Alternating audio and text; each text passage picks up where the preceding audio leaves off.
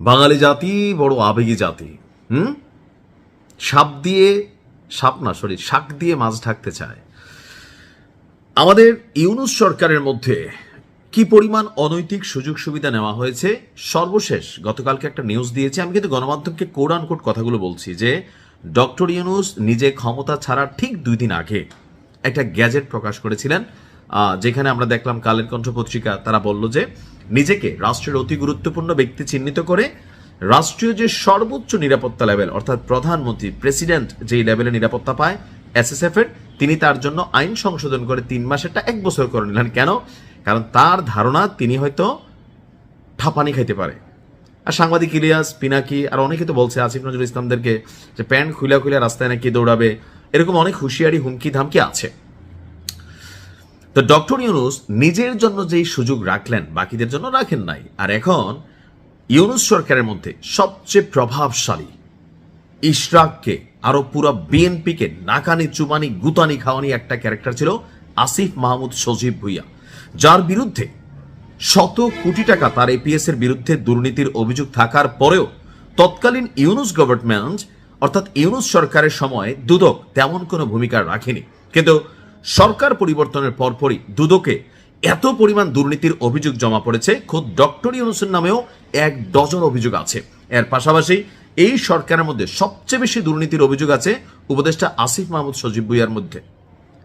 এখন সবকিছু মিলিয়ে আসিফ মাহমুদ সজীব ভুইয়ার ব্যাংক হিসাব তলব করাকে কেন্দ্র করে সামাজিক যোগাযোগ মাধ্যমে মন্তব্য চলছে। এক গ্রুপ যারা আসিফ মাহমুদ সজীব ভুইয়ার এই সিস্টেমের মধ্যে কানেক্টেড ছিল, ভাগ পাইছে, খাইছে। ভাই খাইছে তো, এটা তো বাস্তবতা, তাই না?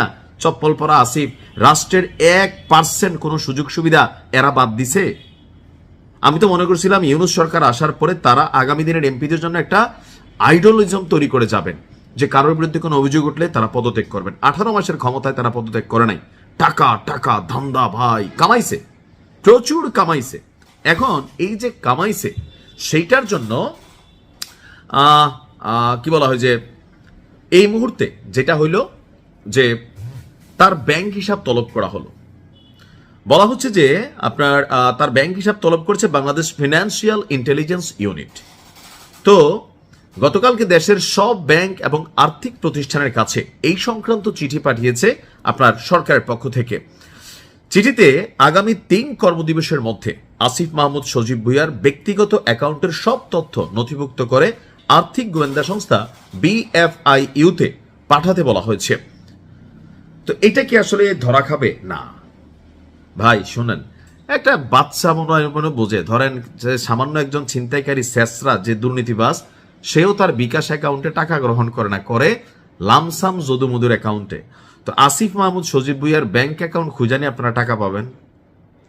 আসিফ মাহমুদ সজীব ভুইয়া এত পাগল তো না, কাঁচা মাছ খায় না এরা, যে ব্যাংকে কোনো ট্রানজেকশন করছে। দেখা যাবে যে পুরা ব্যাংক একটা তার অ্যাকাউন্টে আপনি 2 কোটি টাকার হিস্ট্রি পাবেন না। 18 মাসের বেতন ভাতা ছাড়া এখানে কিচ্ছু পাবেন না। এরা টাকা পাঠাইছে কিভাবে, পাচার করছে কিভাবে, এগুলো আমরা আইডিয়া দেওয়া লাগবে না। যারা এই দেশে দুর্নীতি নিয়ে কাজ করে দুদক, তারাই ভালো জানে যে কে কোন সিস্টেমে খায়া ফেলে। আমরা মনে করি একটা নিট অ্যান্ড ক্লিন একটা তদন্ত হওয়া দরকার। কিভাবে এদের বিরুদ্ধে যে শত শত কোটি টাকার দুর্নীতির অভিযোগ উঠলো, এমনি উঠছে, পালাইতে চেয়েছে দেশ ছেড়ে আসিফের APS। কেন? একটা সুষ্ঠু তদন্ত করে এগুলো সবকিছু জনগণের সামনে প্রকাশ করা হোক। যদি নির্দোষ মুক্ত, আর যদি দোষী হয় তাহলে টাকা বের করতে হবে। ভালো থাকুন, আসসালামু আলাইকুম।